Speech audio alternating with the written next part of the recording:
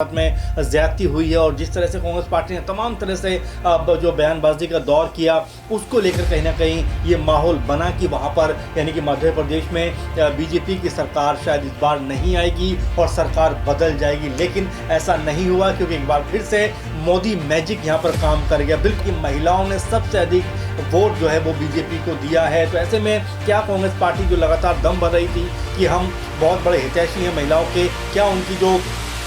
पूरी रणनीति यहाँ पर फेल होती हुई नजर आ रही है। इससे पहले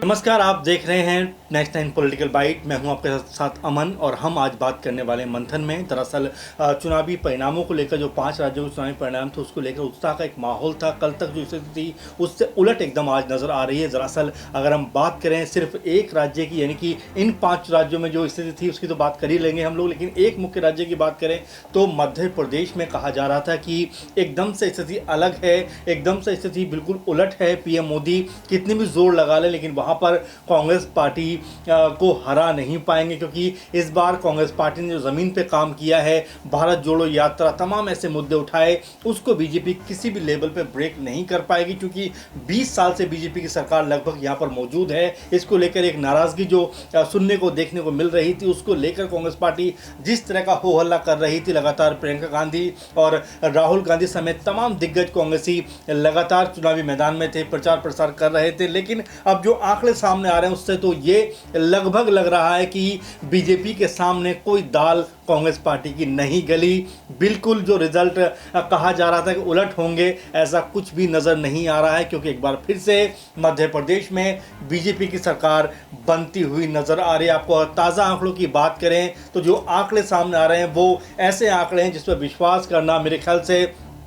किसी को भी कह सकते हैं कि आसान नहीं होगा। दरअसल अगर हम मध्य प्रदेश की बात करें तो बीजेपी यहाँ पर 150 से भी ज़्यादा सीटों पर इस समय आगे चल रही है। वही कांग्रेस पार्टी की बात करें तो कांग्रेस पार्टी लगभग 70, 72, 75 के आंकड़े में फंसी हुई है। तो कहने का मतलब ये है कि स्पष्ट होता जा रहा है कि जो मध्य प्रदेश है वो बीजेपी के एक बार फिर से हाथों में है। बीजेपी के जो सत्ता है वहाँ पर वो बरकरार है। उसको कांग्रेस पार्टी लगातार जो सुनने को मिल रहा था कि भाई हम ये करने वाले हैं, हम इस तरह की योजनाएं लेके आने वाले हैं, हम जो है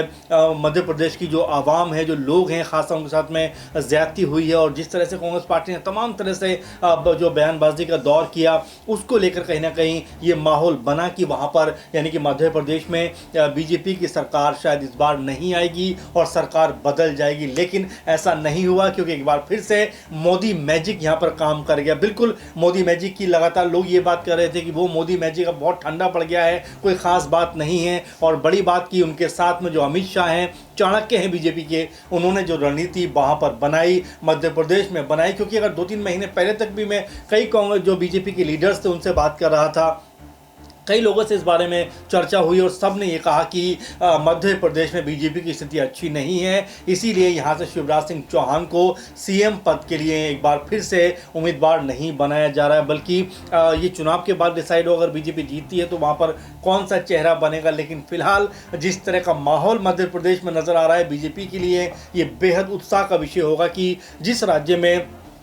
ऐसा लग रहा था कि वहाँ पर बीजेपी अपनी दाल नहीं गला पाएगी इस बार, वहाँ पर अपनी सत्ता को कायम नहीं रख पाएगी इस बार, लेकिन यही बीजेपी ने वहाँ पर एक बड़ा खेल करते हुए अपनी जो सटीक कह सकते हैं कि जो कह सकते हैं उपलब्धियाँ हैं वो लोगों के बीच में रखी हैं। और लगातार जो लाडली योजना है, तमाम सारी और भी योजनाएँ हैं, उसको लेकर कहीं ना कहीं लोगों के बीच गए और लोगों ने भी अब उनको भर भर के वोट दिए हैं। कहा यह जा रहा है कि महिलाओं ने सबसे अधिक वोट जो है वो बीजेपी को दिया है। तो ऐसे में क्या कांग्रेस पार्टी जो लगातार दम भर रही थी कि हम बहुत बड़े हितैषी हैं महिलाओं के, क्या उनकी जो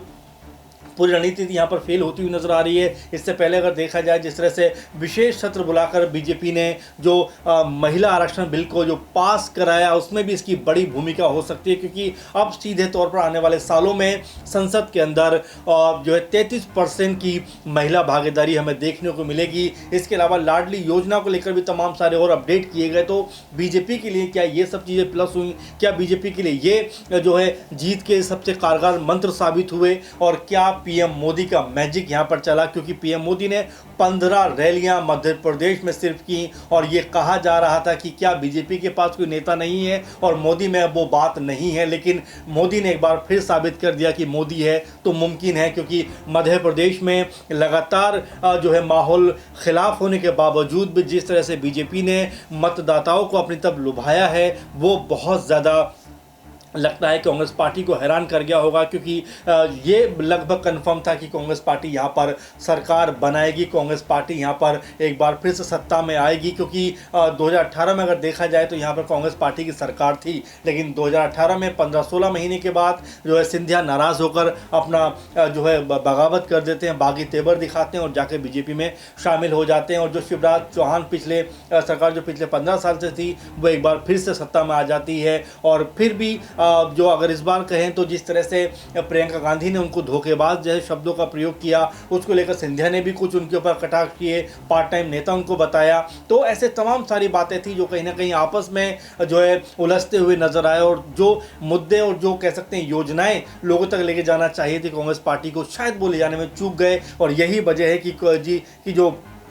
मध्य प्रदेश में 150 से भी ज़्यादा सीटें आने का जो सबब है बीजेपी का वो यही है कि वो तमाम सारी योजनाएं और जो सारी योजनाएं उन्होंने लोगों के बीच लेकर गए, लोगों ने भी उनको अप्रिशिएट किया, लोगों ने कहा कि आपने जो काम किया बेहतर काम किया है, अगर मध्य प्रदेश की कोई भलाई कर सकता है तो वो सिर्फ बीजेपी कर सकती है, क्योंकि जो बहुमत दिया है वो उम्मीद से भी ज़्यादा दिया है। 150 के आसपास फिलहाल नज़र आ रहा है, 150-60 यानी 230 में से 160 जो बीजेपी को मिलती हुई नज़र आ रही है। तो ऐसे में समझा जा सकता है कि क्या बीजेपी जो है इस बार भी कह सकते हैं कि 2023 की लड़ाई से होते हुए 2024 की लड़ाई में जाने वाली है, क्या एक और मजबूत ताकतवर तरीके से जाएगी। क्योंकि अगर मध्य प्रदेश बीजेपी हारती यानी कि तेलंगाना की बात करें तो वहाँ पर कांग्रेस पार्टी की सरकार बनती हुई नजर आ रही है, छत्तीसगढ़ की बात करें तो वहाँ पर भी फाइट बहुत टफ है, क्योंकि कभी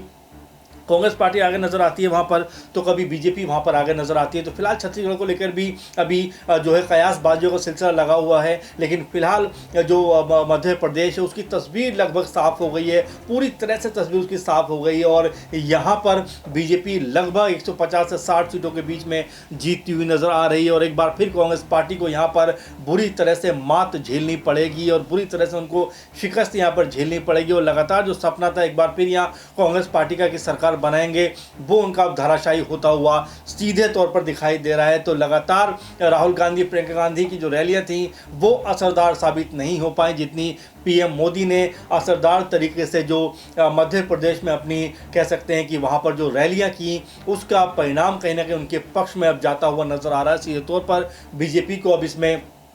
जो है एक बड़ा प्रचंड बहुमत जो है मिलता हुआ दिखाई पड़ रहा है। और लगभग बीजेपी ने सफाया कर दिया कांग्रेस का, एक बार फिर से मध्य प्रदेश में एक तरफा जीत उन्होंने दर्ज करते हुए दिखाई पड़ रहे हैं। और 160 का अगर आंकड़ा अभी है, सोचिए अभी जो है समय करीबन 11 बजे के आसपास है, 12-1 बजे के आसपास ये आंकड़ा किस तरह से और बड़े बहुमत की तरफ जाएगा देखना